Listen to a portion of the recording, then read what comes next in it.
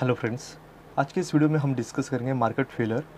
Economy के अंदर market failure इस इम्पॉर्टेंट टॉपिक को डिस्कस किया जाता है जहाँ पे इकोनॉमी एक ऐसी स्टेज पे जाके यहाँ पे रुक जाती है, अनस्टेबल हो जाती है, जहाँ पे मैक्सिमम लेवल की जो ऑप्टिमम लेवल होती है या मैक्सिमम वेलफेयर होती है, ये कंडीशन अचीवमेंट करने में जब मार्केट फेल होता है तब इकोनॉमी के अंदर मार्केट फेलियर इस कंडीशन को, इस प्रॉब्लम को फेस किया जाता है। बट हम समझे कि मार्केट फेलियर इस कॉन्सेप्ट को समझने से पहले मार्केट एग्जैक्टली होता क्या है। मार्केट एग्जैक्टली एक ऐसी सिचुएशन यहाँ पे क्रिएट होती है जहाँ पे उसकी स्ट्रक्चर को और उसका मैकेनिज्म किस तरह से इकोनॉमी के अंदर वर्क करता है, ये समझना उतना ही इम्पोर्टेंट माना जाएगा। तो सबसे पहले हम देखेंगे कि मार्केट एग्जैक्टली क्या है और उसके बाद हम देखेंगे कि मार्केट फेलियर इकोनॉमी के अंदर क्यों होता है, उसके रीज़न क्या होते हैं और उस पर क्या सोल्यूशन इकोनॉमी के अंदर हमें मिलते हैं। फर्स्टली हम देखेंगे कि उसका जो मीनिंग होता है मार्केट एग्जैक्टली क्या है। तो जनरली हम यूज़ करते हैं कि मार्केट के अंदर एक ऐसी चीज़ को ख़रीदना और लेके आना, उसे हम कहते हैं मार्केट। जहाँ पे क्लॉथ मार्केट हो, वेजिटेबल मार्केट हो, मिल्क मार्केट हो, फिश मार्केट हो, इन सभी को हम जनरली मार्केट कहते हैं। बट इकोनॉमी के अंदर मार्केट का मीनिंग यहाँ पे नैरो माइंडेड नहीं है, ब्रॉडेड। यहाँ पे इकोनॉमी के अंदर ब्रॉडली इसकी कॉन्सेप्ट मानी जाती है, जहाँ पे हम समझे कि इकोनॉमी के अंदर मार्केट मीन्स एक ऐसी प्लेस नहीं होती है जहाँ पे सिर्फ और सिर्फ कुछ गुड्स को खरीदना या उसको बेचा जाए। तो इकोनॉमी के अंदर समझे कि कंज्यूमर और सेलर, जहाँ पे एक दूसरे का इतना बड़ा ग्रुप यहाँ पे एक दूसरे को मिलते हैं एक ऐसे प्लेस को, तो इस इकोनॉमी के अंदर हम उसे मार्केट कहते हैं। उसी तरह से मॉडर्न इरा के अंदर हम देखें, जो कॉन्सेप्ट है ये एक जगह को रिलेट करती नहीं दिखाई देती है, जहाँ पे ऑनलाइन सिस्टम भी यहाँ पे और भी बेहतर तरीके से मार्केट को माना जाता है। सबसे बड़ी इम्पोर्टेंट माना जाएगा कि ई कॉमर्स एक ऐसी सिस्टम भी है जहाँ पे कोई एक प्लेस भी नहीं है जहाँ पे हम वो एग्जैक्टली जाके उस गुड्स को देखें, हम वर्चुअली इस गुड्स को देख के भी ऑर्डर कर सकते हैं। तो दो यहाँ पे डिफरेंस हो सकते हैं, जहाँ पे ग्राफिकली हम देखें किस तरह से जियोग्राफिकली हम उस गुड्स को देख के खरीदे जाते हैं, वहाँ पे एक मार्केट क्रिएट होता है। उसी तरह से हम देखें जो ऑनलाइन सिस्टम है, ई कॉमर्स बिजनेस जो यहाँ पे वर्क करता है, जहाँ पे मार्केट प्लेस एग्जैक्टली एग्जिट ही नहीं करता, जहाँ पे ऑनलाइन सिस्टम से ही ये मार्केट क्रिएट की जाती है, जहाँ पे लेन देन होती है, वही सिस्टम को यहाँ पे मार्केट कहा जाता है। तो हम इस तरह से कह सकते हैं, determination of the price and output of the various product depend upon the types of market structure in the which they are the produce sold and purchases. जहाँ पे एक ऐसी डिटर्मिनेशन किया जाता है प्राइस और आउटपुट को लेके, उनकी जो वेरियस प्रोडक्ट डिपेंड करती है किस तरह का मार्केट के अंदर जो स्ट्रक्चर है मार्केट का और टाइप्स क्या है, इस पे ही डिपेंड करता है उनके प्रोडक्शन लेने के लिए वहाँ पे उनकी खरीदे और बेचे। इन सिस्टम से ही यहाँ पे मार्केट वर्क करता हुआ दिखाई देता है। तो इस तरह से हम समझे मार्केट की जो क्लासिफिकेशन की जाए तो हम कर पाएंगे perfectly competition, pure monopoly, oligopoly competition, monopolistic competition. इन चारों मेथड से हम समझते हैं कि मार्केट उसकी क्लासिफिकेशन की जाती है और उस पर ही डिपेंड करती है उनकी क्या यहाँ पे गुड्स को यहाँ पे एग्जैक्टली उनकी डिमांड है, उनका किस तरह से सप्लाई किया जाएगा और उनके प्राइस और आउटपुट क्या डिपेंड करेंगे इन मार्केट के स्ट्रक्चर को, या हम कहें मार्केट की क्लासिफिकेशन से। मार्केट के अंदर और भी एक इम्पॉर्टेंट यहाँ पे कॉन्सेप्ट माना जाएगा, जहाँ पे फॉर्म ऑफ मार्केट एग्जैक्टली क्या है। तो हम समझे चार टाइप के यहाँ पे फॉर्म्स यहाँ पे मार्केट के अंदर क्रिएट किए जाते हैं। फर्स्टली होता है market on the basis of commodity market, second market on the basis of place market, third market on the basis of season market, market on the basis of competition market. इन चार method के साथ होता है, जहाँ पे commodity की market यहाँ पे एग्जैक्टली कौन सी कमोडिटी को यहाँ पे डिमांड है और किस तरह से उसकी सप्लाई क्या है, इस पे डिपेंड करेगी ये कमोडिटी मार्केट। प्लेस मार्केट, जहाँ पे एक प्लेस पे यहाँ पे तो वो प्रोडक्शन नहीं होगा बट दूसरी जगह पे उसके अवेलेबल होगा, तो उसका डिमांड और सप्लाई की वजह से प्लेस मार्केट यहाँ पे इंपॉर्टेंट अपना रोल निभाता है। सीज़न वाइज कुछ कमोडिटी यहाँ पे हमें मिलते हैं, तो उस सीज़न वाइज उसके प्राइस बढ़ते हैं और सीज़न नहीं होने की वजह से ये किस तरह से प्रोडक्शन नहीं ले पाएंगे, तो ये सिस्टम भी यहाँ पे वर्क कर पाएगा, जहाँ पे सीज़न पे डिपेंड करती है उनकी डिमांड। और कंपटीशन मार्केट, जहाँ पे परफेक्टली कंपटीशन माना जाएगा, जहाँ पे दोनों को, जो कंज्यूमर है और जो प्रोड्यूसर है, इन दोनों को गुड्स के बारे में, मार्केट के बारे में पूरी नॉलेज होती है। तो ये कंपटीशन मार्केट भी अपना अहम रोल निभाता हुआ दिखाई देता है। डेफिनेशन के अंदर अगर हम देखें तो प्रोफेसर कुर्नो अपनी डेफिनेशन इकोनॉमी के अंदर मार्केट एग्जैक्टली क्या है इसके बारे में कहते हैं, economics understand by the terms market not a particular marketplace in which the things are the bought and the sold, but the whole of any regions in the which buyers and seller are in the search of free intercourse with one another, that the price of the some goods tends to equality easily and quickly। कुर्नो अपने इस definition के अंदर कहते हैं कि economy की base पे अगर हम समझे कि यहाँ पे जो लेन देन जो सिस्टम होती है एक प्लेस पे रिलेट नहीं कर पाएगी इकोनॉमी के अंदर, पूरी दुनिया यहाँ पे हम मार्केट भी कह सकते हैं, जहाँ पे जितने यहाँ पे कंज्यूमर होंगे वही वहाँ पे उनको सप्लाई करने के लिए प्रोड्यूसर भी वहाँ पे अवेलेबल होंगे। इनका जो रिलेशन यहाँ पे जो क्रिएट होगा उसी प्लेस को हम यहाँ पे मार्केट कह सकते हैं। उसी तरह से हम देखें, प्रोफेसर जेवंस कहते हैं, a market was the public place in the town where the provisions and other object where expose for the cell.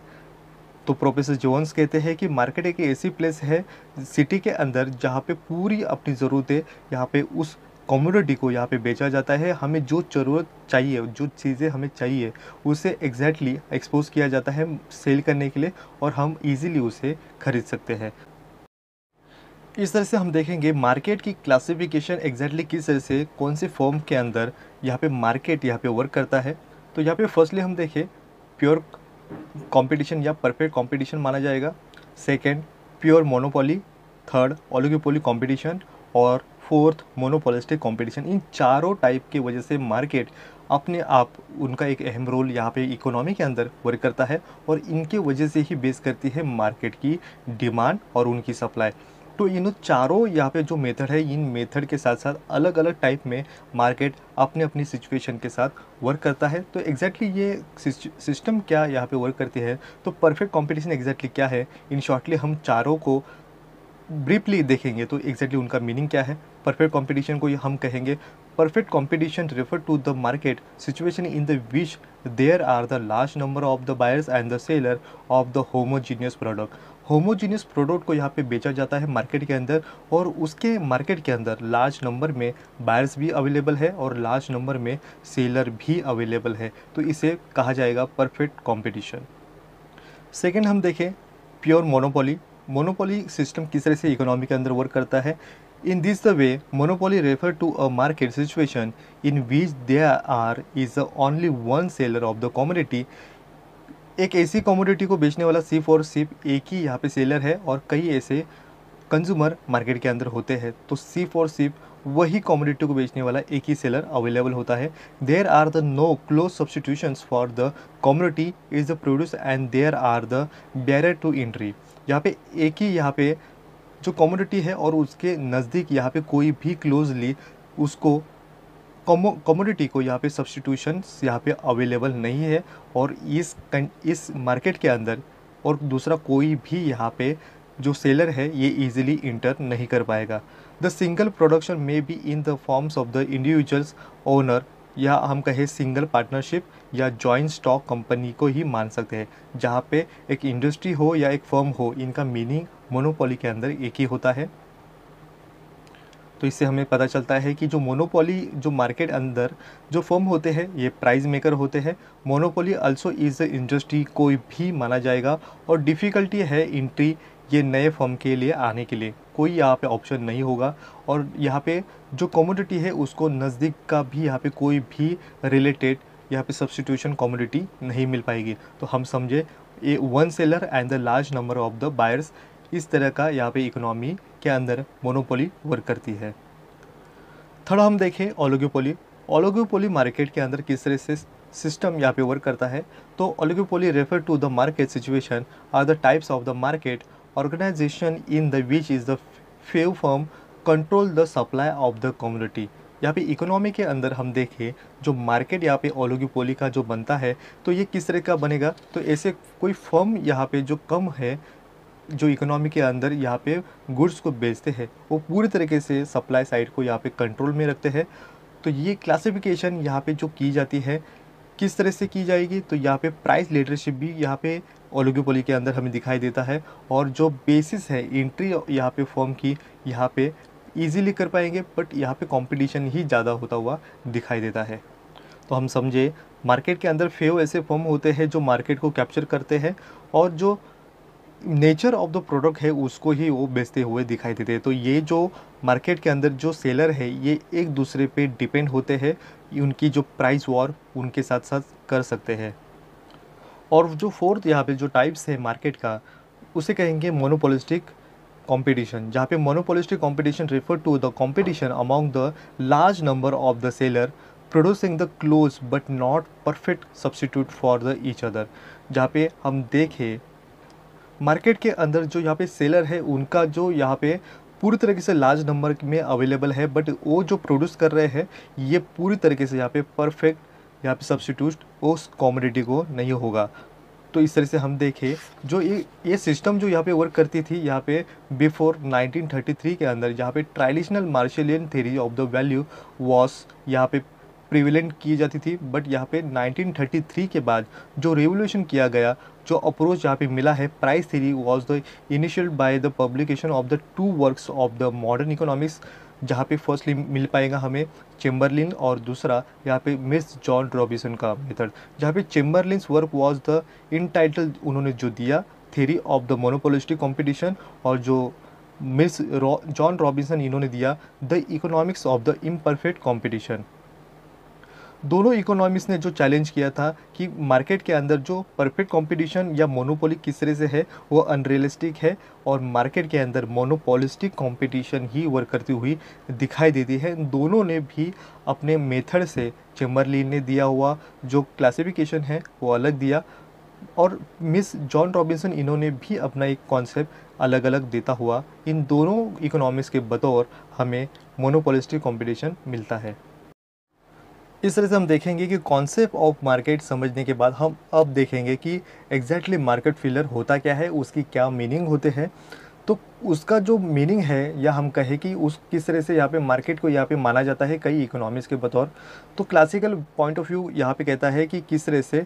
Market अपने आप यहाँ पे इक्विलिब्रियम कंडीशन को हासिल कर पाएगा, जहाँ पे एडम स्मिथ से लेके कई इकोनॉमिक्स जो क्लासिकल पॉइंट ऑफ व्यू देते हुए दिखाई देते हैं, उन्होंने कहा कि मार्केट अपने आप यहाँ पे इंटरफेरेंस किसी का ना होने के बावजूद भी कर सकता है। जहाँ पे एडम स्मिथ कहते हैं, उनके जो माइलस्टोन बुक थी 1776 के अंदर आई हुई वेल्थ ऑफ नेशन, जो एक्सप्लेन करती है beauty of the market economy. तो यहाँ पे उनका पॉइंट ऑफ व्यू है, वो कहते हैं कि अनसीन हैंड इकोनॉमी के अंदर मार्केट कैप्चर करता है,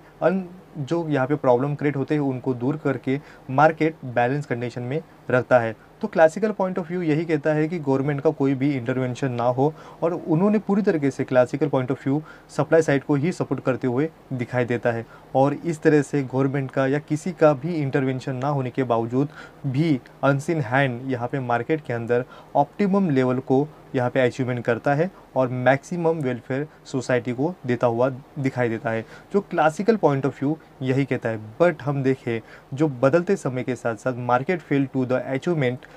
successfully not create the social efficiently economics called the market failure, जहाँ पे मार्केट यहाँ पे सोशल इफ़िशिएंसी हासिल नहीं करने की वजह से इकोनॉमी के अंदर मार्केट फेलर इस कंडीशन को पाते हैं। तो हम कहें market failure we are mean that the best attainable और the efficient outcome are not achieve, जहाँ पे एक मैक्सिमम लेवल की इफ़िशिएंटली जो आउटकम मार्केट के अंदर नहीं होने की वजह से और ये स्टेज हासिल नहीं करने की वजह से मार्केट फेल होता हुआ ही दिखाई देता है। तो market fail is a situation in which the market solution does not lead to a social optimum या maximum welfare condition, so we call us a market failure. उसी तरह से हम देखें जो मार्केट फेल होता हुआ ऐसी कंडीशन भी यहाँ पे दिखाई देती थी, जहाँ पे 1930s का जो ग्रेट डिप्रेशन था वहाँ पे पूरी दुनिया यहाँ पे ग्रेट डिप्रेशन को यहाँ पे फेस करती हुई इन्फ्लेशन, इन सभी प्रॉब्लम को फेस करती हुई दिखाई देती है, जहाँ पे केन्स की आइडियोलॉजी यहाँ पे उभर के आती है। और उन्होंने कहा कि सप्लाई साइड को यहाँ पे पूरी तरीके से यहाँ पे डिपेंड नहीं करे, डिमांड साइड को भी फोकस करना चाहिए। तो केन्स का आइडियोलॉजी यहाँ पे डिमांड साइड को यहाँ पे पूरी तरीके से सपोर्ट करता हुआ, और क्लासिकल पॉइंट ऑफ व्यू जहाँ पे सप्लाई साइड को यहाँ पे उन्होंने पूरी तरीके से इग्नोर किया। जहाँ पे केन्स का जो यहाँ पे मेथड था, यहाँ पे कई दुनिया ने 1930s का जो ग्रेट डिप्रेशन से बाहर आने के लिए केन्स की मेथोडोलॉजी या कहे उनकी थेरीज़ को अपनाया। और उन्होंने कहा, उसी तरह से केन्स ने यहाँ पे कहा कि अपोजिट जिस तरह क्लासिकल पॉइंट ऑफ व्यू कहा गया कि गवर्नमेंट का कोई भी इंटरफेरेंस ना हो, बट केन्स कहते हैं मार्केट को, मैकेनिज़्म को अच्छी तरीके से अगर वर्क करना है तो गवर्नमेंट के रूल्स रेगुलेशन और उनके मैकेनिज़्म को गवर्नमेंट का यहाँ पे इंटरफेरेंस करना उतना ही इम्पोर्टेंट माना जाएगा। तो यहाँ पे जो ट्रेडिशनल मेथड है इसको छोड़ के हम एक नई सोच को, अगर गवर्नमेंट इंटरवेंशन, उनके रूल्स, उनके पॉलिसी मेकर, इन सभी को यहाँ पे इम्पोर्टेंट रूल्स केन्स देते हुए दिखाई देते हैं। उसी तरह से यहाँ पे मार्केट फेल होने के क्या रीजंस होते हैं, कई इकोनॉमिक्स ने उनकी वजह ढूंढी, और उसी तरह से इकोनॉमिक्स ने उसके सॉल्यूशन भी दिए कि किस मेथड को अगर हम कंट्रोल करें और इस रेमेडीज़ को अगर यूज़ करेंगे तो हम मार्केट फेलर से भी बच पाएंगे। तो यहाँ पे इसकी रीजंस और उसके सॉल्यूशन भी यहाँ पे इम्पोर्टेंट इस टॉपिक के अंदर हम डिस्कस करेंगे। इस तरह से हम देखेंगे कि causes of the market failure उसके क्या होते हैं, या हम कहें कि क्या रीज़न है यहाँ पे मार्केट फेल होने के। तो फर्स्टली है एक्सटर्नलिटीज़। एक्सटर्नलिटीज़ ये इम्पॉर्टेंट यहाँ पे पॉइंट यहाँ पे इम्पॉर्टेंट माना जाता है, जहाँ पे मार्केट फेलर होने में ये अहम रोल इकोनॉमी के अंदर या मार्केट के अंदर निभाता हुआ दिखाई देता है। One of the most directly relevant to the use of the environmental resources, जहाँ पे इस कंडीशन के अंदर जो इन्वायरमेंटल जो रिसोर्सेज है ये डायरेक्टली रिलेट करता है जो यूजेस होते हैं उसके साथ साथ। जहाँ पे externalities refer to the benefits and the determination of the effect to the economic activity, जहाँ पे दो लोगों के बीच यहाँ पे कोई भी ट्रांजैक्शन होता है और उसका बैड इम्पैक्ट या गुड इफेक्ट यहाँ पे जो थर्ड पर्सन पे होता है उसे हम कहेंगे एक्सटर्नलिटीज़। जहाँ पे एक्सटर्नलिटीज़ के दो यहाँ पे टाइप्स होते हैं, एक होता है पॉजिटिव एक्सटर्नलिटीज़ और दूसरा होता है नेगेटिव एक्सटर्नलिटीज़। जहाँ पे किसी थर्ड पर्सन को उसका मुनाफा होगा या प्रॉफिट होगा हम कहेंगे पॉजिटिव एक्सटर्नलिटीज़। और सेकंड, दो लोगों के बीच होने वाले ट्रांजैक्शन की वजह से थर्ड पर्सन को जब बेनिफिट होता है तो उसे हम कहेंगे पॉजिटिव एक्सटर्नलिटीज़। और उसके साथ देखें जो नेगेटिव है, दो लोगों के बीच कोई ट्रांजैक्शन हो रहा है और उसके वजह से वो कोई भी ट्रांजैक्शन के अंदर कोई भी इंक्लूड नहीं होने की वजह से उसको लॉसेज जो होते हैं, उसको जो बैड इम्पैक्ट होता है उसे हम कहेंगे नेगेटिव एक्सटर्नलिटीज़। जहाँ पे हम समझे जो negative externalities occur when the activity of the economy agent, जहाँ पे हम कहें harm to the other for which is not required to pay, जहाँ पे जो थर्ड पर्सन है इनके लेने देने में कोई है ही नहीं वो थर्ड पर्सन, फिर भी उसको लॉसेस होता है, उसका नुकसान होता है, तो ये कहेंगे हम नेगेटिव एक्सटर्नलिटी। एग्जाम्पल के लिए हम माने कि कोई इलेक्ट्रिसिटी प्रोड्यूस करने वाली फर्म है जो पोल्यूट कर रही है एयर पोल्यूशन, जहाँ पे उसकी वजह से उसके जो फर्म के आसपास रहने वाले जो एरिया है यहाँ पे लोगों को उसकी वजह से एयर पोल्यूशन की वजह से उनको हार्म यहाँ पे हम कहेंगे उनका नुकसान हो रहा है, उनको बैडली एयर यहाँ पे जो मिल पाता है और ये ख़राब यहाँ पे जो एयर मिलने की वजह से उनके हेल्थ पे इशू होते हुए दिखाई देते हैं। तो यहाँ पे हम समझे जो pollute air harm to the other but they are not paid for this by the firm, जो फर्म ने उसके जो हार्म होते हैं उसके बारे में कोई भी यहाँ पे जो पे नहीं किया है, फिर भी वहाँ पे जो नियर बाय रहने वाले जो लोग हैं उनको उसका नुकसान होता है। Note that no one has the individual property rights over the air which is the provided by the environmental, जहाँ पे एक किसी का ये प्रॉपर्टी जो नहीं है यहाँ पे एयर पे किसी भी कंडीशन के अंदर हम कहें कि वो कोई भी कंट्रोल नहीं कर पाएगा। तो यहाँ से जो एयर यहाँ पे वहाँ पे जो पास होती है तो ये बैडली प्रोवाइड यहाँ पे इन्वायरमेंट के साथ साथ होता है। तो यहाँ पे जो फर्म है ये तो कोई यहाँ पे जो लॉसेस होते हैं उसके तो यहाँ पे कोई पेड नहीं कर पाता है, ना कोई पे करता है। तो pollute air and does not pay those who suffer a result of the pollution's marginal private cost, जिसे हम MPC कहते हैं, will be smaller than social marginal cost, जिसे हम SMC कहते हैं, जहाँ पे मार्जिनल प्राइवेट कॉस्ट ये स्मॉलर है जो किससे कंपैरिजनली सोशल मार्जिनल कॉस्ट से। तो यहाँ पे क्या होगा, it will be also include the negative externalities of the pollution, और इसकी वजह से ये मार्जिनल प्राइवेट कॉस्ट ये स्मॉलर है सोशल मार्जिनल कॉस्ट की वजह से, और इसकी वजह से जो एग्जैक्टली जो प्रोडक्शन किया जाता है उससे होने वाला प्रॉफिट तो कम है, बट इसके साथ साथ आने वाला जो यहाँ पे पोल्यूशन जो होता है, एयर पोल्यूशन, उसकी वजह से लोगों को यहाँ पे तकलीफ ज़्यादा होती हुई दिखाई देती है। जो सोशल मार्जिनल कॉस्ट है ये कम है, तो इसके वजह से ये एक्सटर्नलिटीज़ है ये नेगेटिवली वर्क करती है, और इसके वजह से मार्केट फेल होता हुआ दिखाई देता है। एक्सटर्नलिटीज़ के बाद जो सेकंड यहाँ पे इम्पॉर्टेंट यहाँ पे जो मार्केट फेलियर होने की वजह जो मानी जाती है उसे कहेंगे पब्लिक गुड्स। क्यों माना जाएगा, तो market failure also the arise in the supply of the goods no as the public goods, जहाँ पे सप्लाई जो किया जाता है गवर्नमेंट के द्वारा, हम जो कहे जो गवर्नमेंट ही पब्लिक गुड्स को यहाँ पे देते हैं लोगों के लिए, तो ये जब यहाँ पे कंजम्पशन जब किया जाता है और उसका यहाँ पे जो रिजल्ट आता है जो बैडली आएगा, तो उसे हम कहेंगे पब्लिक गुड्स की वजह से भी मार्केट फेल होता है। तो हम कहेंगे कि public goods is the one of the from which the everybody get the benefit from its but does not पे फॉर इट, जहाँ पे कई लोग ऐसे गवर्नमेंट की पब्लिक गुड्स का यहाँ पे यूज़ करते हैं, बट उसके वजह से वो कोई भी अपना रिफंड नहीं देते, या हम कहें कोई भी पे नहीं करते हो उसके लिए। उसके अंदर हम दो मेथड को यहाँ पे इंक्लूड कर पाएंगे, जिसे फर्स्टली कहेंगे non rival in the consumption, और सेकेंड नॉन एक्सक्लूडेड, जहाँ पे हम कंजम्पशन को मानेंगे, जहाँ पे can not be excluded from the enjoying who consumption.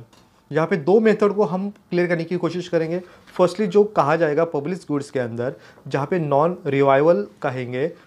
Consumption of the public goods by the one individual does not exclude it's consumption by the others, जहाँ पे एक आदमी किसी पब्लिक गुड्स को यहाँ पे कंजम्पशन कर रहा है तो उसको वो आदमी दूसरे लोगों को यहाँ पे कंजम्पशन लेने के लिए मना नहीं कर पाएगा, क्योंकि ऐसे कौन से फील्ड होते हैं जहाँ पे पब्लिक स्ट्रीट लाइट होते हैं, टेलीविज़न सिग्नल होते हैं, पोल्यूशन कंट्रोल प्रोजेक्ट होते हैं, पार्क्स होते हैं जिसे हम गार्डन कहेंगे, फ्लूइड कंट्रोल प्रोजेक्ट होते हैं, लाइट हाउस होते हैं जो समुद्र के अंदर लाइट हाउस होते हैं। इन सभी मेथड के अंदर हम कहेंगे नॉन राइवल ये कंडीशन कहा जाएगी, जहाँ पे गवर्नमेंट तो यहाँ पे सभी को इस बेनिफिट लेने के लिए तो यहाँ पे उनके लिए ही ये वर्क करता है, बट इसका बेनिफिट लेने के साथ साथ कोई एक दूसरे को रोक नहीं कर पाएगा, ना ही एक जो पब्लिक गुड्स के अंदर जो एक पब्लिक है ये या ग्रुप कहेंगे, ये अगर किसी कंजम्पशन पब्लिक गुड्स का ले रहे हैं तो दूसरे ग्रुप को या दूसरे लोगों को कोई भी लोग एक दूसरे को रोक नहीं सकते हैं, क्योंकि ये पब्लिक प्रॉपर्टी है, इसको कोई भी यूज़ कर सकता है। गवर्नमेंट ने लोगों के लिए ही ये ओपन किए हैं तो उसका बेनिफिट लोग लेते हैं। एग्जाम्पल के लिए हम समझे, जहाँ पे पब्लिक स्ट्रीट लाइट होती है, गवर्नमेंट तो प्रोवाइड करता है लोगों को, उनको रात में यहाँ पे उजाला देने की कोशिश करता है। जहाँ पे स्ट्रीट लाइट होती है लोगों को अच्छी तरीके से रात के टाइम में आने जाने के लिए उनको और भी अच्छी तरीके से उनको बेनिफिट देने की कोशिश गवर्नमेंट करता है, जो प्रोवाइड करता है उन लोगों को जहाँ पे उनको रात को होने वाली तकलीफ को यहाँ पे बच पाए, आने जाने के लिए तकलीफ ना हो। बट यहाँ पे जो उस एरिया के साथ साथ अदर लोग भी यहाँ पे उस कंडीशन के अंदर अगर जाएंगे या हम कहें उस एरिया में जाएंगे और उसकी वजह से भी उनको ये बेनिफिट मिलता है, तो हम कहेंगे कि ये जो स्ट्रीट लाइट थी एक ऐसे रोड के लिए थी या एक कॉलोनी के लिए थी, बट कई लोग उसका बेनिफिट आने जाने वाले लोग भी ले सकते हैं। सेकेंडली हम कहें जो सिमिलरली यहाँ पे जो दूसरा डेमो है जहाँ पे एग्जांपल दिया जाता है, जहाँ पे एक पर्सन जो है सिटी का जो सिग्नल होता है, टेलीविज़न सिग्नल है, वो उस सिटी में रहने की वजह से वो उसका बेनिफिट लेता है। जो टेलीविज़न सिग्नल है उसको भी यहाँ पे इजीली मिल पाएगा, जो प्रोग्राम यहाँ पे टेलीकास्ट कर रहा है उसको भी ये बेनिफिट मिल पाएगा। गार्डन है, गार्डन यहाँ पे सब लोगों को यहाँ पे एक्सेस है फ्रीली आने जाने के लिए, बट कोई लोग उसको एक दूसरे को यहाँ पे उसका गार्डन में आने के लिए मना नहीं कर पाएंगे। तो एक इंडिविजुअल दूसरे इंडिविजुअल को यहाँ पे कंजम्पशन या हम कहें उस गार्डन में उसका बेनिफिट लेने के लिए रोक नहीं कर पाएगा। पब्लिक गुड्स के अंदर जो सेकेंड यहाँ पे जो टाइप्स माना जाएगा उसे कहते हैं नॉन एक्सक्लूडेड, जहाँ पे ऐसी पब्लिक गुड्स की यहाँ पे डिस्ट्रीब्यूशन किया जाता है और उसका कंजम्पशन कोई और लोग उसका बेनिफिट लेते हैं। तो ये माना जाएगा, हम कहें जहाँ पे नेशनल डिफेंस सर्विस हो, पुलिस सर्विस हो, यहाँ पे हम उसके कोई भी यहाँ पे उनकी सर्विस के लिए हम पे तो नहीं करते हैं, बट उनसे होने वाला जो बेनिफिट है ये बेनिफिट हम लेते हैं। जहाँ पे हम कहें कि उनको मिलने वाला जो पेमेंट है ये पेमेंट तो गवर्नमेंट देती है, हमारा कंट्रीब्यूशन तो यहाँ पे टैक्सेस के साथ उनको उनकी पेमेंट मिलती है, बट उनकी national defence police service state level की तो ये तो हमें प्रोवाइड मिल पाती है। हमारे घर में चोरी हुई तो हम उसकी कंप्लेंट करते हैं, पुलिस उनको ढूंढ के निकल के हमें हमें हमारा जो चोरी हुआ है वो सामान हमें मिल पाता है। नेशनल डिफेंस सर्विस क्या करती है कि हमको प्रोवाइड करती है बाहर की कंट्री से होने वाले धोखे को हमसे बचाने के लिए। तो इसके लिए तो हम तो कोई यहाँ पे नहीं करते हैं, बट हमारा पे होता है हमारे टैक्स के बतौर जाता हुआ। तो यहाँ पे हम तो ये जो बेनिफिट लेते हैं इसके साथ साथ ये तो सर्विसेज सभी को मिल पाती है जो गवर्नमेंट की है, तो उसको कोई भी एक ग्रुप या दूसरा इंडिविजुअल कोई भी उसको ये सर्विस को लेने के लिए किसी भी पर्सन को हम रोक नहीं सकते हैं। It is the difficult to not impose to the exclude those the people from the receiving the benefit of the security provided by the national defense system who do not pay for it। जहाँ पे जो लोग यहाँ पे जो पे नहीं कर रहे हो उनको भी ये सिक्योरिटी मिल पाती है। तो ये सिस्टम यही कहता है कि पब्लिक गुड्स यहाँ पे मार्केट फेल होने के लिए उनकी भी एक अहम रोल निभाता है, जिसके दो टाइप्स होंगे, नॉन ट्राइबल और नॉन एक्सक्लूडेड। ये दो मेथड होते हैं। और तीसरा एक माना जाता है जो फ्री राइडर्स होते हैं। Free Riders problem in the case of the public goods and become a market failure. Third यहाँ पे जो इंक्लूड किया जाता है जो पब्लिक गुड्स के बारे में, यहाँ पे गवर्नमेंट ऐसी फैसिलिटी तो यहाँ पे प्रोवाइड करती है, बट यहाँ पे जो कंजम्पशन लेने वाले हैं उसको पे नहीं करते हैं, तो उसके वजह से ये फ्री राइडर्स प्रॉब्लम क्रिएट होता है। एग्जाम्पल के लिए रेलवे है, रेलवे को कम प्राइस में लोगों को यहाँ पे एक डिस्टेंस से दूसरे डिस्टेंस के लिए जाने के लिए ऐसी फेयर होते हैं जो कम माने जाते हैं, बट ये फेयर भी या टिकट नहीं निकाल के ट्रैवल करने वाले कई लोग होते हैं जिसे हम फ्री राइडर्स कहते हैं, जो गवर्नमेंट ने दी हुई फैसिलिटीज़ को यहाँ पे पूरी तरीके से फ्रीली यूज़ कर पाते हैं। उसके लिए जो मिनिमम जो प्राइस होते हैं टिकट के वो भी नहीं देते हैं। तो ये फ्री राइड्स करने वाले लोगों की वजह से ये मार्केट फेल होता हुआ दिखाई देता है। जो थर्ड यहाँ पे मार्केट फेलर के बारे में या कहे पब्लिक गुड्स के अंदर तीन मेथड को हमने डिस्कस किया। एक तो हम माने कि नॉन राइवल है, सेकेंड हमने माना नॉन एक्सक्लूडेड होते हैं, और थर्ड यहाँ पे पब्लिक गुड के बारे में जो इम्पोर्टेंट अहम रोल निभाता है फ्री राइडर्स को यहाँ पे माना जाएगा।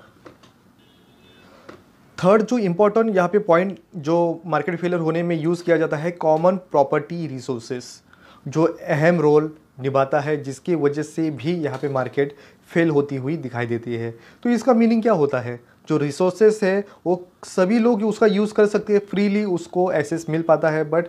कई लोग उसकी प्रॉपर्टी से जहाँ पे उस मेथड के साथ अपना इनकम बनाते हैं और इसके वजह से वो कोई भी यहाँ पे पेमेंट नहीं कर पाते हैं। एग्जाम्पल के लिए पार्क है जिसे गार्डन कहेंगे, रिवर है, ओशन है, फिशरीज़ है, पब्लिक रोड है, हाईवे रोड होते हैं, इनका तो सभी लोग यूज़ करते हैं, बट उसके साथ साथ उसके लिए कोई यूज़ देता है क्या, कुछ पेमेंट उसके बारे में कंट्रीब्यूशन कोई देता है क्या, उसके होने वाले जो मेंटेनेंस है इसके बारे में कोई भी यहाँ पे मेंटेनेंस के लिए पे नहीं करते हैं। Anyone can have a free entry into this condition and enjoy it but not paying use for this। तो उसके वजह से आने वाली एंट्री तो उनके लिए जो फ्री होती है, समुद्र से निकलने वाले जो फिश होते हैं इनको निकाल के कई लोग अपना गुजारा कर पाते हैं। हाईवे का यूज़, नेशनल हाईवे का यूज़ करके लोग एक जगह से दूसरी जगह एकदम फास्टली रैपिडली जाने की कोशिश करते हैं। पब्लिक रोड्स है, जो अच्छे रोड्स होते हैं उसका यूज़ करने के लिए भी लोग यूज़ करते हैं। तो ऐसी कंडीशन के अंदर हम देखें कि जो प्रॉब्लम जो क्रिएट होते हैं कॉमन प्रॉपर्टी रिसोर्सेज, इसके जो मेंटेनेंस के लिए आने वाला खर्च तो कोई उसका रिस्पॉन्स नहीं लेते, बट यहाँ पे उनको ये ज़रूरतें पूरी करने की ज़रूरत लगती है। बट हम समझे कि ये कंडीशन क्या है, जो कॉमन प्रॉपर्टी है गवर्नमेंट की है, जहाँ पे लोग फ्रीली यहाँ पे आते हैं, जाते हैं, यूज़ करते हैं, उसका बेनिफिट लेते हैं, बट उसके साथ साथ होने वाले जो लॉसेस है इसको किस तरह से मेंटेन करने के लिए जो पे करना है ये लोग नहीं कर पाते हैं, और उसका जो बर्डन है बर्डन फिर गवर्नमेंट के पास आता हुआ दिखाई देता है।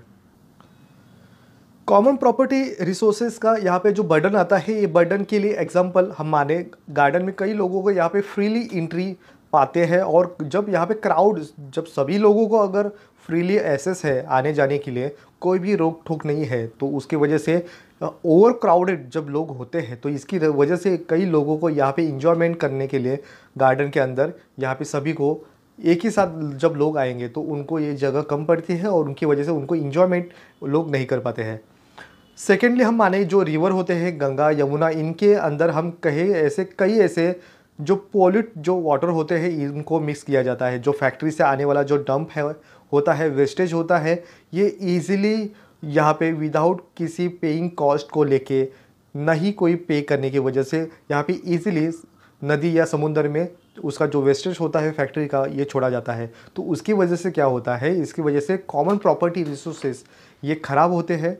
उनको उनकी रिवर में अगर ये गंदा पानी छोड़ दिए जाए तो उसके कई लोगों को बीमारियाँ होती है। लोग उसका पानी ये घर के यूज़ के लिए,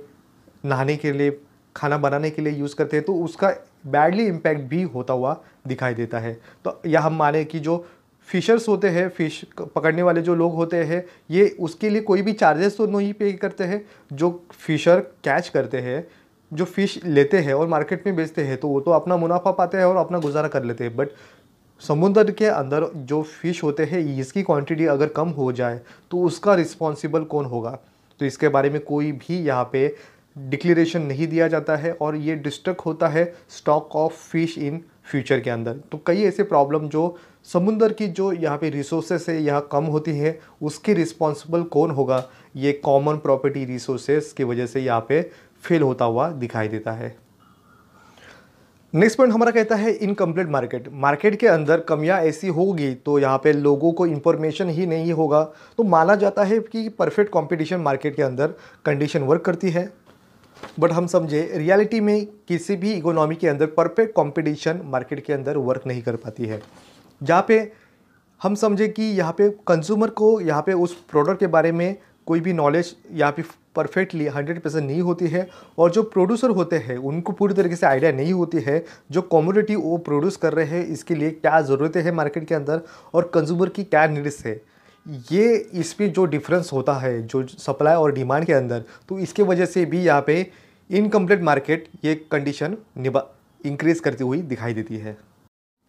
इस तरह से हमारा नेक्स्ट पॉइंट कहता है इंडिविजिबिलिटीज़, जिसे हम कहेंगे इनसेपरेटेबल। जहाँ पे पैरिटी एंड ऑप्टिमली कंडीशन के अंदर पैरेटो ने कहा कि based on this assumption of the complete divisibility of the product and the factor use in the consumption and the production. जहाँ पे पैरेटो कहते हैं कि डिविजिबिलिटी ऑफ द प्रोडक्ट और factors of use in consumption and production के अंदर उन्होंने यहाँ पे इस कंडीशन के अंदर डिविजिबिलिटी को माना। जहाँ पे वो कहते हैं कि बट रियलिटी के अंदर उनके अगेंस्ट हम कहेंगे कि बट ये रियलिटी जो गुड्स और फैक्टर्स होते हैं ये इन्फिनिटली यहाँ पे हम कहेंगे कि यहाँ पे दो divisible rather than they are the indivisible कहा जाएगा। जिस तरह से हम कहें कि दो प्रॉब्लम जहाँ पे क्रिएट होते हैं production of this the goods and the service that are the use jointly by the more than one person. जहाँ पे कोई भी एक कंडीशन के अंदर एग्जांपल के लिए हम माने कि जहाँ पे रोड की जो कंडीशन है, ये कंडीशन को अगर हम सुधारना है तो ये रोड की जो लोकेलिटी है इसे यूज कई नंबर्स पर्सन यहाँ पे करते हैं उस लोकेलिटी को। यहाँ पे या कहें हम कि एक रोड है, इस रोड को कई लोग यहाँ पे उसका आने जाने के लिए इजीली होता है तो ये यूज़ किया जाता है। बट ऐसा प्रॉब्लम भी क्रिएट होता है कि उसको जो मेंटेनेंस के लिए आने वाला जो कॉस्ट है, ये कॉस्ट कोई भी पे करने के लिए तैयार नहीं है, या जिसे रिपेयर करने के लिए आने वाला जो कॉस्ट है ये कौन यहाँ पे उसको कंट्रीब्यूट करेगा। तो यहाँ पे हम देखें जो रियलिटी में जो रियल फैक्ट है, कई कम लोग ऐसे रोज़ के आने जाने वाले लोग ही उनको अगर इंटरेस्ट है उसकी जगह से, तो वो मेंटेनेंस लिए अपना कंट्रीब्यूशन दे पाएंगे। तो यहाँ पे हम कहें कि जो मार्जिनल सोशल कॉस्ट और मार्जिनल सोशल बेनिफिट्स है, इनमें ये जो डिफरेंस एक दूसरे के साथ अगर होता है तो क्या होगा, तो पैरेटो ऑप्टिमली ये कंडीशन यहाँ पे हम अचीवमेंट नहीं कर पाएंगे। तो ईजिली हम समझे कि यहाँ पे जो फैक्टर्स है, जो फैक्टर्स और उस जो कमोडिटी है, इनमें दोनों में जब यहाँ पे डिफरेंस ये होगा तो ये कंडीशन क्रिएट होती हुई दिखाई देगी। नेक्स्ट हमारा पॉइंट कहा जाएगा इम्परफेक्ट मार्केट्स, जिसे हम मोनोपोली मार्केट भी कहते हैं। जहाँ पे मार्केट एक ऐसी कंडीशन के अंदर होता है जहाँ पे एक ही सेलर होता है और कई ऐसे बायर्स होते हैं, जहाँ पे जो कमोडिटी है मोनोपोली के अंदर यहाँ पे जो प्रोड्यूस की जाती है उसको क्लोजली उस कमोडिटी को या गुड्स को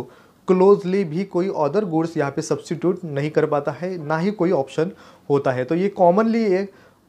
जो रीज़न है, ये रीज़न मार्केट फेल होने की वजह माना जाता है, जहाँ पे प्राइस मेकर ये मोनोपोली के अंदर प्रोड्यूसर को माना जाता है। जो प्राइस सेट करता है प्रोड्यूसर, और उसकी वजह से यहाँ पे कंपटीशन ही मार्केट के अंदर नहीं होती है, जहाँ पे अदर कोई यहाँ पे प्रोड्यूसर ही मार्केट में नहीं होने की वजह से जो चाहे प्राइस यहाँ पे जो प्रोड्यूसर है वो रख सकता है। तो price must higher than they are needs become no one can competition with the monopoly market. तो हम कहे यहाँ पे जो एक ही प्रोड्यूसर होने की वजह से और कई ऐसे बायर्स होने की वजह से ये मोनोपोली मार्केट की वजह से मार्केट फेल होने की कंडीशन बन जाती है। हमारा नेक्स्ट पॉइंट कहता है एसिमेट्रिक इंफॉर्मेशन, जिसे हम इनकम्प्लीट इंफॉर्मेशन भी मानते हैं, जहाँ पे मार्केट के अंदर प्रोड्यूसर और जो कंज्यूमर है इनको मार्केट के अंदर एग्जैक्टली क्या सिचुएशन है इसके बारे में ही पता नहीं होने की वजह ये एसिमेट्रिक इंफॉर्मेशन कंडीशन माना जाता है। जहाँ पे हम माने in real there the asymmetric in, या हम कहें incomplete information due to ignorance and the uncertainty on the part of the buyers and seller. जहाँ पे हम समझे जो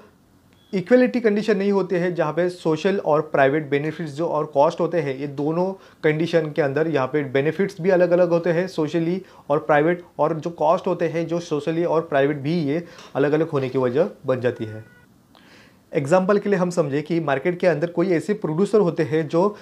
पोल्यूशन जो होते हैं उसके बारे में, एंटी पोल्यूशन के बारे में एक डिवाइस यहाँ पे लॉन्च करता है और इसके बारे में वो पूरी तरीके से समझाने की कोशिश भी मार्केट के अंदर करता है। बट कंज्यूमर इसके बारे में, ये इस टॉपिक के बारे में, एंटी पोल्यूशन के बारे में जो डिवाइस है उसके बारे में हम क्यों यूज़ करें और ये क्यों हम उसको यहाँ पे अपना कंट्रीब्यूशन दें, अपना टाइम वेस्ट करें, ऐसी कंडीशन भी होती है। और उसकी वजह से उसके होने वाले जो बेनिफिट्स है ये कंज्यूमर नहीं लेता है, और इसके इम्पैक्ट यहाँ पे जो प्रोड्यूसर होते हैं जो ऐसे अलग सोचने की वजह, अलग डिवाइस को मार्केट में लाने की कोशिश जो करते हैं वो फेल होते हुए दिखाई देते हैं। क्योंकि एक ऐसी एंटी पोल्यूशन कंडीशन डिवाइस यहाँ पे जो हम यूज़ करेंगे तो उसके वजह से हम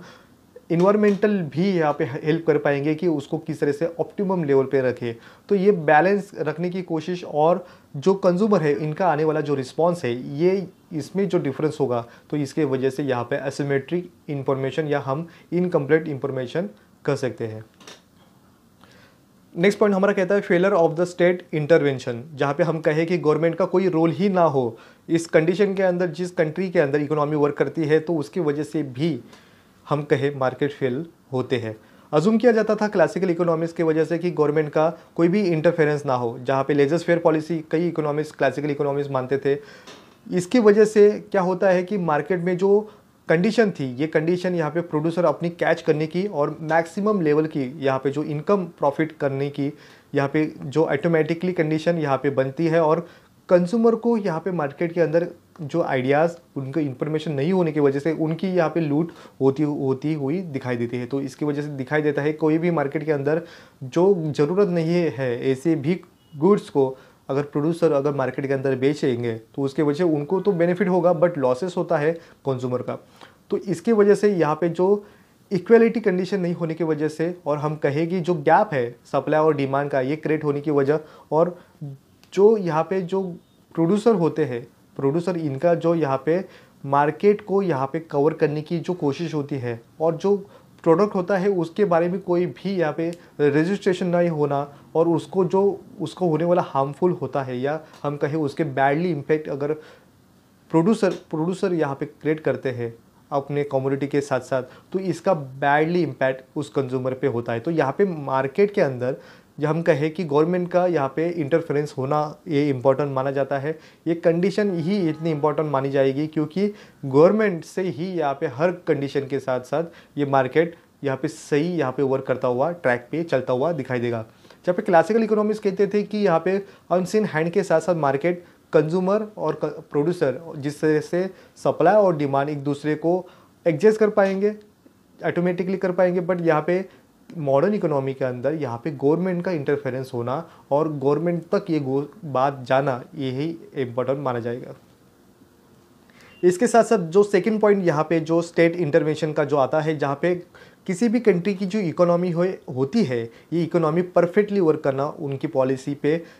जो इम्प्लीमेशन करना है या हम कहें उनकी जो पॉलिसी है किस तरह से वर्क करती है, उन्होंने जो पॉलिसी क्रिएट किए हैं नए, ये इकोनॉमी के अंदर किस तरह से अच्छी तरह से यहाँ पे वर्क करते हैं कि नहीं।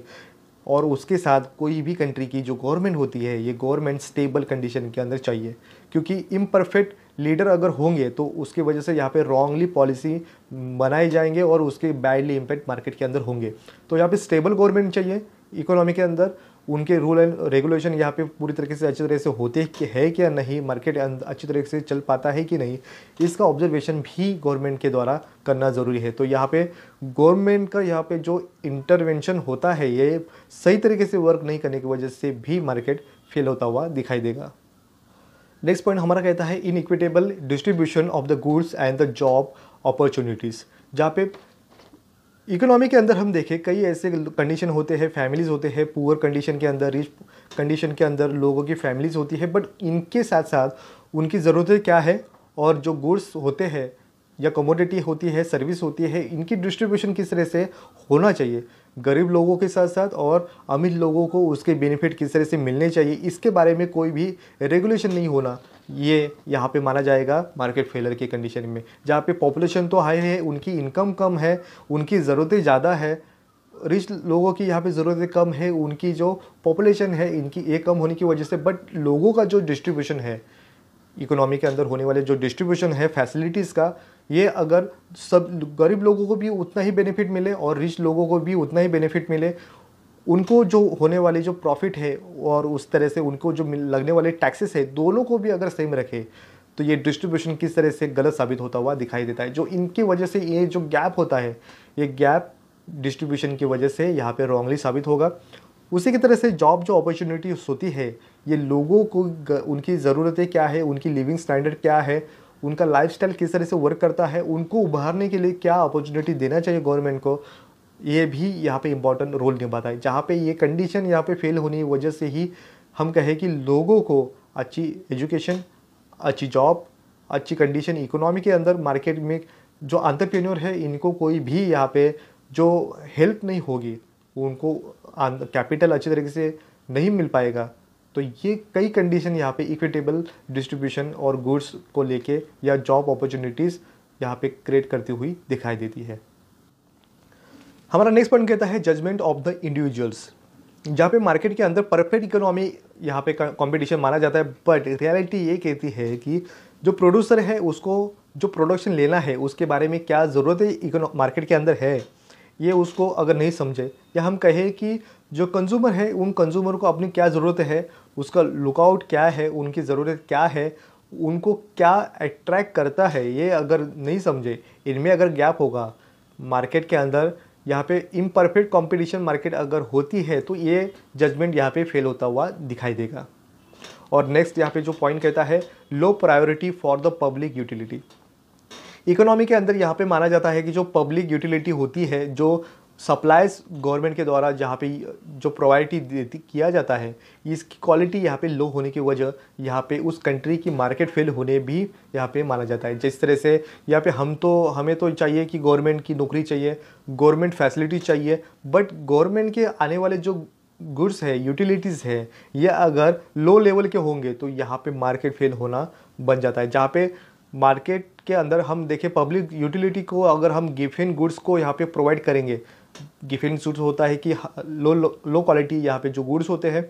इनको अगर गवर्नमेंट के द्वारा अगर सप्लाई किया जाएगा, डिस्ट्रीब्यूशन किया जाएगा, तो उसके आने वाले जो रिज़ल्ट है, ये रिज़ल्ट तो यहाँ पे कम होते हुए दिखाई देंगे। तो इसकी वजह से क्या होगा कि low priority for the public goods utility को यहाँ पे माना जाएगा। तो लोग क्या करेंगे, ज़्यादा पैसे दे के जो अच्छे गुड्स है, यूटिलिटी है, उसको लेने की कोशिश करेंगे मार्केट में जो अवेलेबल है। तो इसकी वजह से होता क्या है कि गवर्नमेंट की जो पॉलिसी है ये फेल होती हुई दिखाई देगी। जो priority of the public utility को देखा जाएगा तो ये मार्केट फेल होने की चांसेस और भी ज़्यादा बन जाते हैं। और जो लास्ट हमारा जो पॉइंट बनता है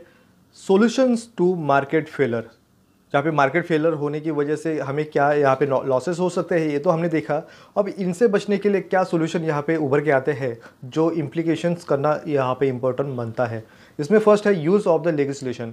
यहाँ पे गवर्नमेंट जो अपनी जो पॉलिसी यहाँ पे जो बनाती है, इसकी इम्प्लीकेशंस यहाँ पे पूरी तरीके से अच्छी तरह से होती है क्या नहीं, इसको यहाँ पे फॉलो करना चाहिए। लेजिस्लेशन चार्जेस लगाना चाहिए लोगों के बिहेवियर पे, किस तरह से लोग अल्कोहल, सिगारेट, टोबैको या फिर जो गलत जो यहाँ पे जो कंजम्पशन है, इसको अगर ये कंज्यूम करते हैं तो उसको यहाँ पे हाई लिस्ट यहाँ पे फीस लेनी चाहिए, हम कहें उसको टैक्सेस ज़्यादा लगाना चाहिए, जिसकी वजह से क्या होगा कि लोग एक तो यहाँ पे ज़्यादा टैक्स लगाने की वजह से लोग कम भी कर सकते हैं। ऐसी बैडली कंडीशन लोगों को यहाँ पे उनकी जो कंजम्पशन पूरी करनी है तो ये इस पर टैक्सेस ज़्यादा लगाएंगे तो लोग एक सोच भी सकते हैं, जहाँ पे मार्केट फेल होना यहाँ पे कंडीशन बन जाएगी रोकने के लिए। सेकेंड पॉइंट बनता है प्राइस मैकेनिज़्म। प्राइस मैकेनिज़्म एक ऐसी कंडीशन है जहाँ पे हम कहें कि कोई भी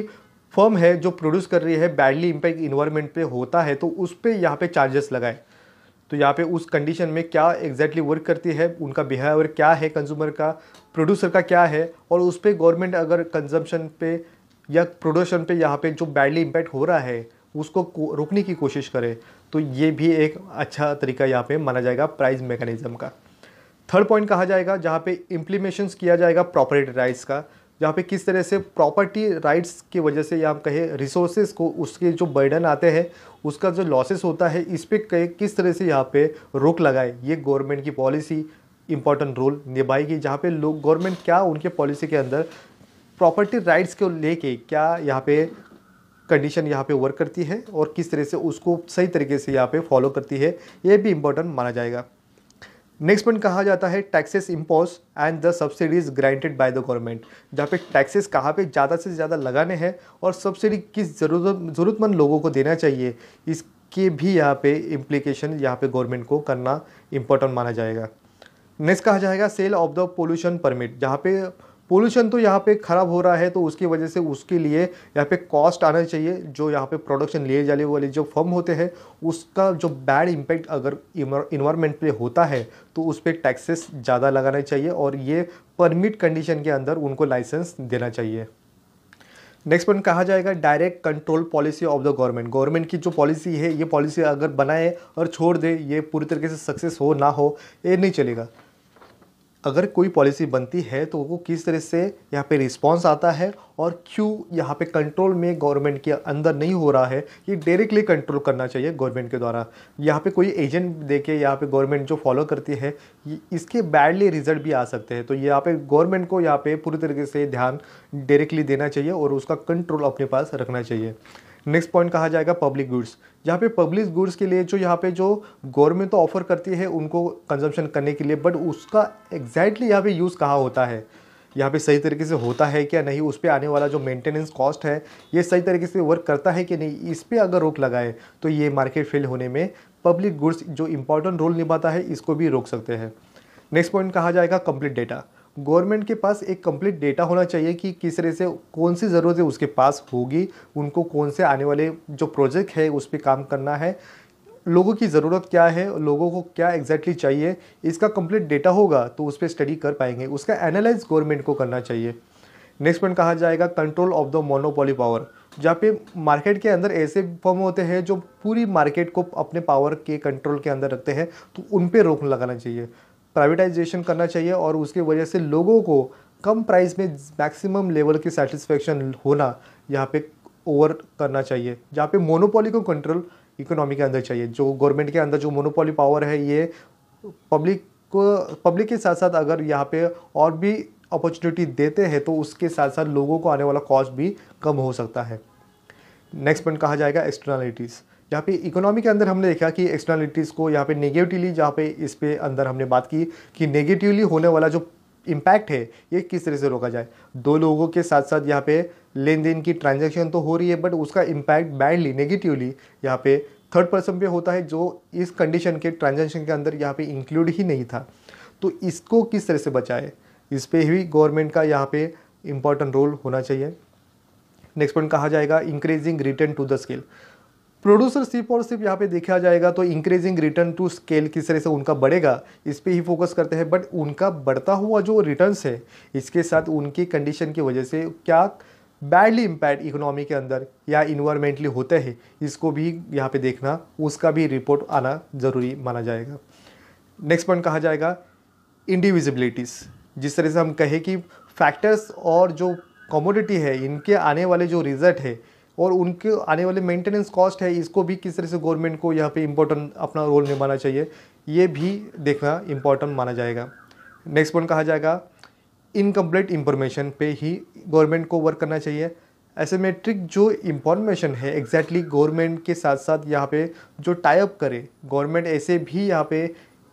इंक्रीज़ करे, लोगों को मोटिवेट करे कि उनकी नई डिवाइस मार्केट के अंदर कितनी इंपॉर्टेंट है। ये गवर्नमेंट के थ्रू भी यहाँ पे अगर होगा, जो गवर्नमेंट की हेल्प होगी, तो इसके साथ साथ ये अच्छे जो प्रोजेक्ट होते हैं, जो नए एक एंटरप्रेन्योर यहाँ पे क्रिएट करते हैं, उनके साथ साथ इकोनॉमी के अंदर और भी बेहतर तरीके से इको फ्रेंडली डिवाइस या कई ऐसे पॉलिसी अगर बन पाए, उसका अच्छा यहाँ पे रिजल्ट इकोनॉमी के अंदर आ पाएगा। जहाँ पे प्रोड्यूसर और उसके साथ साथ कंज्यूमर को क्या ज़रूरत है, इनमें जो यहाँ पे जो इन्फॉर्मेशन का जो गैप है ये कम होगा। जो प्रोड्यूसर एग्जैक्टली क्या कहना चाहता है और कंज्यूमर को क्या एग्जैक्टली चाहिए, इनका जो कम्युनिकेशन है ये अगर सही तरीके से गवर्नमेंट के थ्रू ही ये पूरी तरीके से हो पाएगा। नेक्स्ट पॉइंट कहा जाएगा अवेयरनेस। यहाँ पे जो पूरी तरीके से होने वाले जो कंडीशन है, एग्जैक्टली क्या हो रहा है इकोनॉमी के अंदर, मार्केट के अंदर क्या हो रहा है, इसकी पूरी तरीके से अवेयरनेस यहाँ पे कंज्यूमर के साथ साथ प्रोड्यूसर को भी यहाँ पे जानना चाहिए कि एग्जैक्टली कंज्यूमर को चाहिए क्या। ये अगर समझेंगे तो यहाँ पे मार्केट के अंदर होने वाला जो डिमांड और सप्लाई है ये इक्वली ट्रीट कर पाएगा, तभी हम इकोनॉमी को ऑप्टिमम लेवल पे हम अचीवमेंट कर पाएंगे। और जो लास्ट यहाँ पे जो अहम रोल निभाएगा वो क्या रहेगा, स्टेबल गवर्नमेंट। अगर उस कंट्री के अंदर गवर्नमेंट अगर अनस्टेबल है तो पॉलिसी मेकर भी यहाँ पे स्टेबल नहीं होंगे। वो पॉलिसी आएंगे जाएंगे बट यहाँ पे इम्प्लीकेशन कोई भी नहीं होगा। बट उस कंट्री के अंदर अगर इकोनॉमी अगर ऑप्टिमम मैक्सिमम लेवल के अगर हमें लेना चाहिए तो यहाँ पे स्टेबल गवर्नमेंट उतना ही अहम रोल निभाएगा। तो ऐसे कुछ पॉइंट्स हमने निकाले जहाँ पे आप और भी आपको मिल पाएंगे कई ऐसे। मैंने मैक्सिमम यहाँ पे पॉइंट को लेने की कोशिश की जहाँ पे हम एग्जैक्टली समझने की कोशिश करने वाले थे कि यहाँ पे एग्जैक्टली मार्केट क्या है, मार्केट एग्जैक्टली किस तरह से मैकेनिज्म उसका वर्क करता है और उसके क्या यहाँ पे फेल होने की वजह बन जाती है और उसकी सोल्यूशन क्या है, ये समझने की कोशिश हमने इस पार्ट में की है। आने वाले पार्ट में हम देखेंगे एग्जैक्टली ये मार्केट क्या है, मार्केट कॉन्सेप्ट एग्जैक्टली क्या है, इसके बारे में हम आने वाले टॉपिक में डिस्कस करेंगे और उसके क्या सब टाइप्स होते हैं, उस किस तरह से मार्केट एग्जैक्टली वर्क करता है, उसके क्लासिफिकेशन क्या है। नेक्स्ट पार्ट में हम इसे एक्सप्लेन करने की कोशिश करेंगे। तो आज के इस वीडियो में बस इतना ही। Thank you.